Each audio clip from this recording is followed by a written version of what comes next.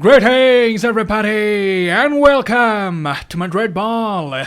I hope you all are safe and sound. We switch focus to La Liga today. Real Madrid will take on Rayo Vallecano at the Santiago Bernabeu, and this is going to be the last match before we head into the international break. Club football will be returning on the 21st when we take on Granada. It's usually said that teams like to enter the international break with the best possible result. We have been on a good run of wins, at least we have been getting the points, and sometimes the performances have been questionable, but having said that, we are getting positive results in crucial games, and once again, we would be looking to reclaim the top spot in La Liga. We would be looking for a hat-trick of wins, and let's hope the players can give the Bernabeu crowd and the Madridistas around the world more reasons to be happy by securing a victory against the Spanish minnows. So in this video, we'll do the match preview of Real Madrid versus Rayo Vallecano. We'll go through the words of Carlo Ancelotti, and last but not the least, we'll conclude this video by doing the match predictions. So without further ado, let's get started.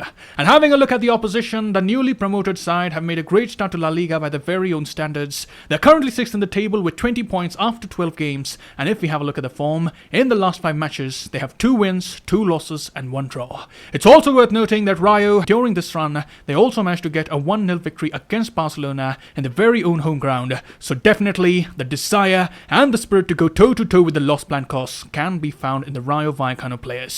They would be coming to the Bernabeu with the intention of upsetting the odds, and considering that unlike Real Madrid, Rayo Vallecano did not have to deal with any Champions League game during the week, we can expect them to have an extra ounce of energy, making it tough for the Los Blancos. But coming to the tactics of the manager, Adoni Iraola may be setting up in the 4-2-3-1 formation. In recent games, the manager has stuck to the setup. In the midfield, Santi Comasana and Oscar Valentin should form the double pivot. Oscar Trejo should play the number 10 role. He would be linking up the midfield and attack. Palazon and Alvaro Garcia will provide the threat from either flank, and in the center, the danger man, Radamel Falcao, will provide the major threat that Real Madrid have to contend with. He has been the top scorer this season, so certainly the defenders need to keep a very keen eye on the Colombian. And coming to Real Madrid, this, as you see, is the squad list for the game. You can see Ancelotti has all the defenders fit and ready. In the midfield, we would be missing the presence of Fede Valverde, and in attack, Gareth Bale still could not make the matchday squad. We do have some good news regarding him though. Recently, he was seen training with his teammates. He looks pretty close to getting 100% match fit, and it is likely that we will see Gareth Bale back in action for the Welsh national team. Moving on, let's hear what the coach had to say in the pre-match press conference. Carlo Ancelotti was questioned on rotations, Eden Hazard, and the coach also shared a small conversation on substitutions that Ancelotti had with one of his players in the side. But firstly, while previewing the match, Ancelotti said, "I'm expecting to see a Real Madrid side that needs to put in a complete performance. Rayo are playing well, I like them, they attack directly and defend very well, and that is why we have to see a Real Madrid which adapts well to the vagaries of the game." Then the coach was questioned on the rotation policy he has in mind, and Ancelotti responded, "We make changes to rest some players and to keep others motivated. I don't think the team is tired at the moment. It's true that I only made 2 changes in the last game because I didn't want to change the dynamics of the game where we were under pressure, because in my opinion, we had it under control. I didn't change much in the midfield because Valverde wasn't available, and because Cruz, Modric and Casemiro have been playing very well. We won 4 games out of 5 after the break, and I was pleased with their contribution." And I am a bit skeptical about these words from Ancelotti. He has said that the team doesn't look tired, but we have also seen the team has been labouring, especially in the second half. There's a sense of lethargy in the gameplay, and clearly Real Madrid are missing the quality Valverde brings to the table. He is one of those players who has the ability to cover a lot of ground. Also, Ancelotti may look to give a few minutes to the likes of Isco and Camavinga in the second half. The coach can start the veterans, but giving them a breather post the 70-minute mark can be very useful to prevent them from falling victim to fatigue. Moving on, Ancelotti was then asked why the players get angry when they are substituted off the pitch, and Ancelotti here shared a conversation that he had with a very particular player from the squad. He said, "Yesterday, I was speaking with a player whose name I won't reveal, and he told me a very interesting thing. He said, sometimes a player is substituted because they are not playing well, and the player does understand that." And then Ancelotti asked the player, "So if a player understands that they are not playing well, why should the player be upset when substituted?" And the player replied, "A footballer who does not get angry at being substituted, even when playing poorly, isn't a footballer."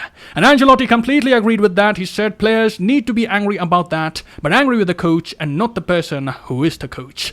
And those are some quite enlightening words that the coach received from the specific player that we don't know the name of. I have a feeling that it may be one of Cruz, Benzema or Marcelo, but I guess at the end of the day, we'll never know who was the distinguished, enlightened individual offering his thoughts to the coach. And lastly, coming to Eden Hazard, Carlo Ancelotti was asked about the situation that Hazard currently finds himself stuck in, and Ancelotti said, obviously he isn't happy not to play, he deserves to have minutes because of all he's doing, and he will have minutes if he keeps this up and has faith. I don't know if he'll start in the next game, I have to look at that. I'm sorry for him, it's easy to leave a player on the bench when they are not acting professional in training, but he is acting professional. In terms of position, in the 4-3-3, Hazard could play on the left, where he always has, but we have to see if he could also play on the right. He's right-footed and could play there. And those words on Hazard I thought were very interesting. It makes us think if Ancelotti is looking at the possibility of starting Hazard on the right, because currently there is one spot available. Vinicius Jr. and Benzema have been firing for Madrid, so definitely Ancelotti is not going to drop the two of them. So we may be looking into the possibility of seeing Hazard start on the right in a 4-3-3 setup.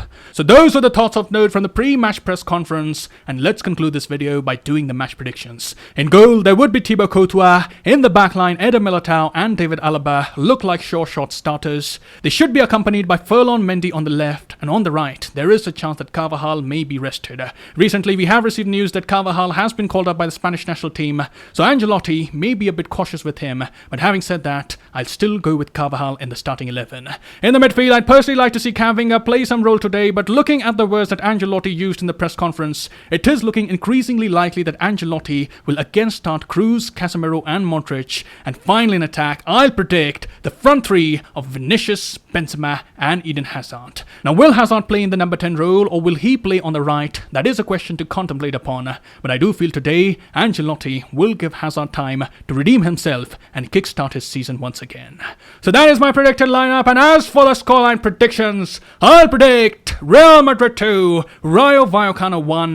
The Los Blancos are expected to get the job done, and let's hope we will be thrilled by some high quality football late into the night. So that is all I have here. Do let me know how you're feeling ahead of the game, and what scoreline are you predicting? Let me know in the comments below. I'll see you soon. Till then, take care, glory to Madrid, and as always, Madrid.